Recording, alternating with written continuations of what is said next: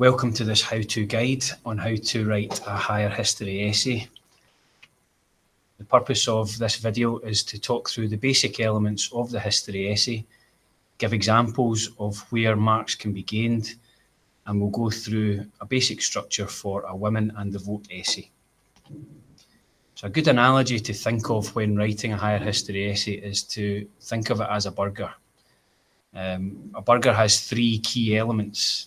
So for our purposes, thinking about this as an essay, the first thing you should write is an introduction, the top part of the bun, absolutely essential to the burger. The meat in the middle are your main arguments, the most important part of the burger and the bit that's most substantial. And then the final bit, the bottom bit of the burger, is the conclusion, the bottom bun. Why are your arguments correct? Answer the question.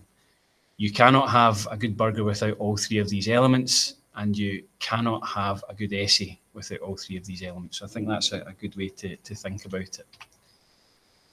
In more practical terms, here are where you would gain your marks for the higher history essay. So 3 marks for the introduction, 6 points of knowledge, 6 points of analysis, 4 points of evaluation, which is essentially answering the question throughout the essay, and 3 marks for the conclusion, which answers the question at the end of the essay, for a total of 22 marks.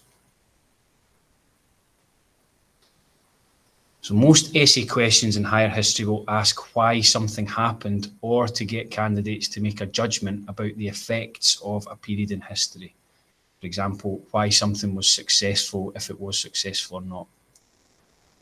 The focus for this video, the key question will be, why did women get the right to vote in the UK in 1918? And the way that that question will be worded will be to give you one possible reason. But a key thing for candidates to think about is not to focus only on that one part asked for in the question. So for example, you might find a question like this: to what extent did women get the vote due to the work of the suffragettes? So the suffragettes were key to women getting the vote, but they were not the only reason. So in your essay, you would not only talk about this group. You should bring in other factors as well. Another way it might be asked is, how important was the work done by women in World War I in getting women the vote? Again, you do not only focus on the work that women did, although this is really important. So we'll now go through each element of the essay one by one and give some examples on how the marks can be gained in these. As I said in the burger analogy, the top bun, the introduction. The introduction has 3 parts to it. Part 1 is setting the essay in context, so giving a little bit of background information to the essay in question. Part 2 is to give a list of the reasons you will discuss in that essay, and part 3 is the reason you're going to argue is the most important, and we call this the line of argument. So for the context, you must write 2 separate sentences, and you can gain 1 mark for each of these sentences. You're given background information, but does not start to answer the question. So if the big question is asking you why something happened, the context could be given an example of what. So for our essay, the question is, why did women get the right to vote? Your context could focus on what laws actually gave women the vote.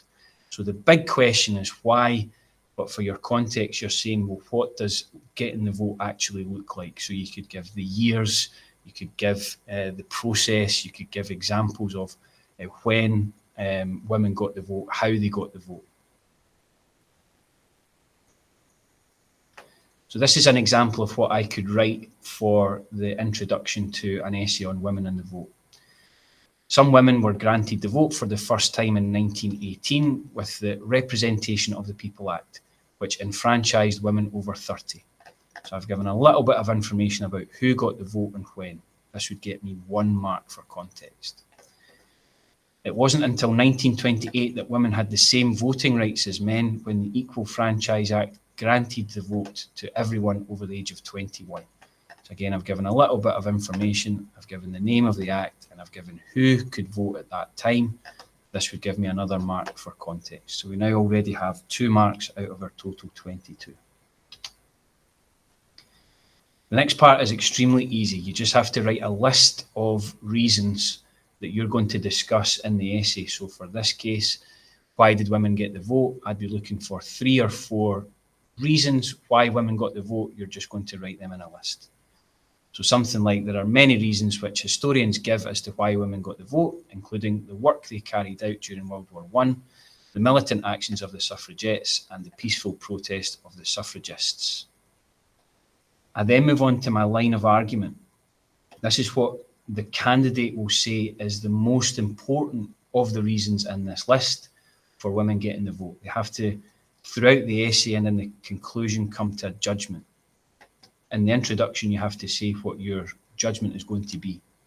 So I could write something like, this essay will argue that, whatever factor it is, I might say the suffragists here, was the most important factor in women gaining the vote.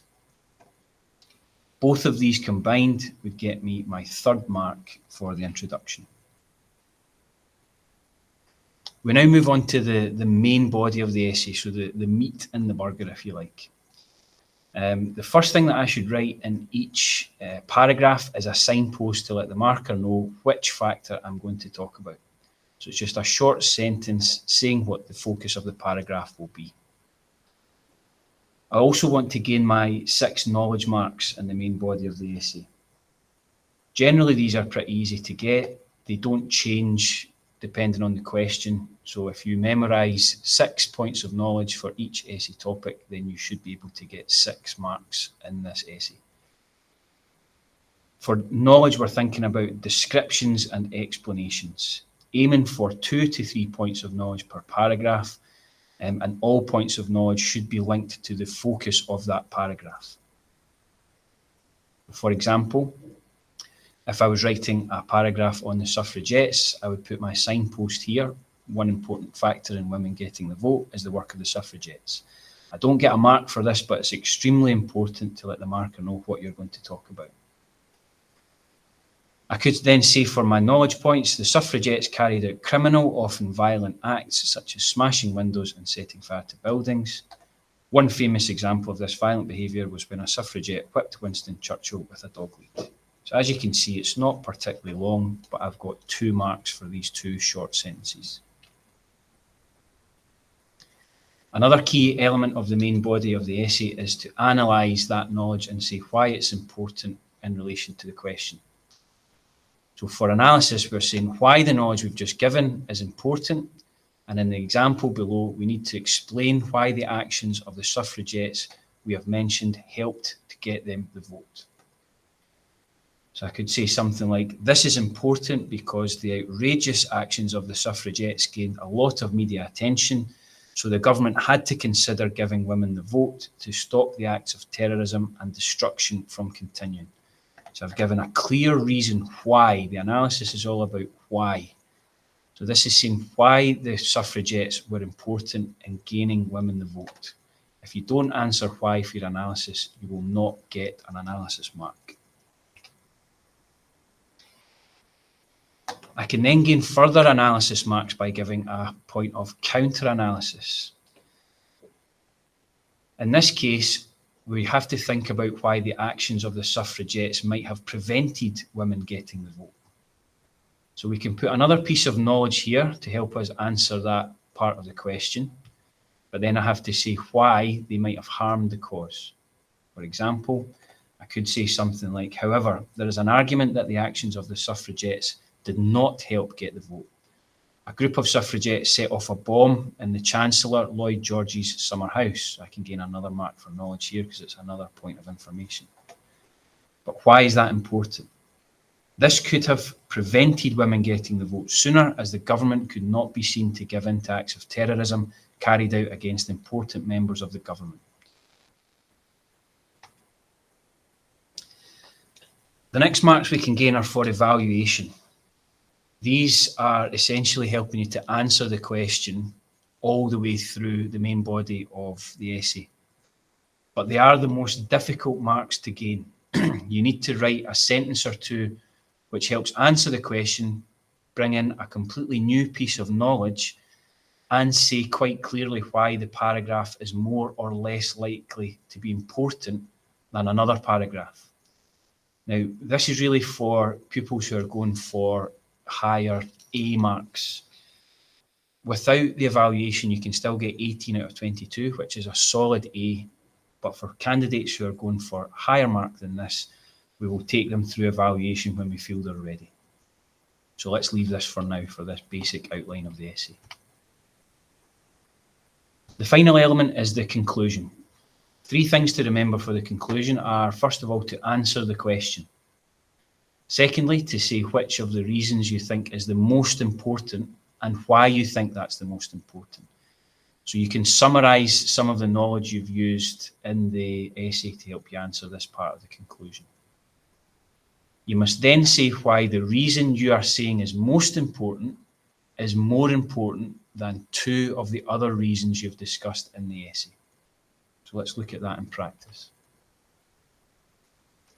I could say something like, in conclusion, the main reason women got the vote in 1918 was due to the work of the suffragettes. Now, it can be any of the reasons. The higher history essay can have multiple answers from multiple candidates, and they can all be correct as long as you justify why you think you are correct. So I'm going for the suffragettes in this example. I then have to say why that's the most important. This is because their illegal terrorist actions were causing much embarrassment to the government, and the best way they could prevent further action was to grant women the vote. So you can see this is very similar to how I analysed my point of knowledge for the suffragettes paragraph. Both of these sentences combined would get me 1 mark for the conclusion. In the next section, you must compare 2 reasons, but there has to be a link between the 2. It can't just be 2 random points. You have to find an element where they're both talking about roughly the same thing. You must say why your key reason is more important than that other reason. And you have to do this twice. So the conclusion is in 3 parts. So how I might write this in practice. Another reason for women getting the vote was the work they carried out during World War I. The vital actions of women keeping transport and munition industries going put pressure on the government to grant the vote as a reward for this work. However, the pressure of the suffragettes destroying buildings and disrupting politics was much higher, and so this is a more likely reason for the vote being granted. So you can see here the link between these 2 points is that it's putting pressure on the government. But I'm arguing that the pressure from the suffragettes was greater than the pressure put on the government by the great work that women did during World War I. So there's my link, but here's why my argument is more important in my opinion. Before I move on, just a reminder, you have to do this section again for one of your other factors. So I might have the first sentence talking about the suffragists, and then again I have to say why the suffragettes were a greater reason for women gaining the vote than the suffragists. So in summary, the essay outline here shows the 3 key parts to our essay, like our burger. We have the introduction, the top one, the main body, which is the most important part, the key element, with 3 or 4 paragraphs, and then finally a conclusion, which answers the question. And in the second part of the table here, you can see the breakdown of marks for each element that we've discussed in this video. Thank you very much for listening and watching. We hope this has been helpful to pupils and parents, and we'll make further videos on guides for higher history in the future. Thank you.